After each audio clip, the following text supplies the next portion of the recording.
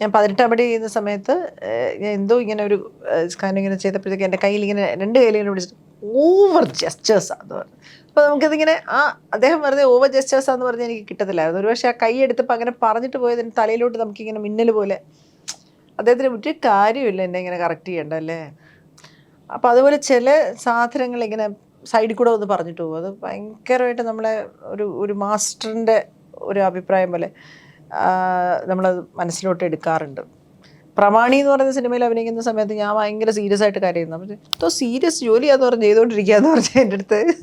അപ്പം ഞാനന്ന് ഇങ്ങനെ അയ്യോ എന്നിങ്ങനെ വിചാരിച്ചു. പക്ഷെ അതേസമയം ഞാൻ ആസ് എൻ ആക്ടർ ഗ്രോ ചെയ്യാൻ തുടങ്ങിയപ്പോഴത്തേക്ക് മാമാങ്കത്തിൽ വന്നിട്ട് ഞാൻ ഗ്ലിസറിൻ ചോദിച്ചു കരയാൻ. അവിടെ എല്ലാം ഭയങ്കര കോമഡി. പെട്ടെന്ന് വേറെ ഏതോ ഒരു സെറ്റിൽ നിന്ന് അനുഗ്രഹീതൻ ആൻ്റണിയുടെ സെറ്റിൽ നിന്ന് ഓടി വന്നിട്ട് കയറി നിന്നിട്ട് മകൻ മരിച്ചു എന്നൊക്കെ. എനിക്കത് കൊണ്ട് കിട്ടിയില്ല പെട്ടെന്ന്. അപ്പോൾ ഞാൻ ഗ്ലിസറിൻ ചോദിച്ചു, നിങ്ങൾക്ക് ഗ്ലിസറിൻ വേണോ കരയാൻ? അപ്പോൾ ഞാൻ അയ്യോ നേരെ ചെയ്തുമില്ല അഭിനയിച്ചുമില്ല. ഷോട്ടൊക്കെ കഴിഞ്ഞ് കാരം വെടിപ്പ്. അപ്പം റിയലായിട്ട് കരഞ്ഞ് ഞാൻ അപ്പുറത്ത് മാറി നിന്നപ്പോൾ മേക്കപ്പ് ആൻ വന്ന് ഗ്ലിസറിൻ ചോദിച്ചിരുന്നു.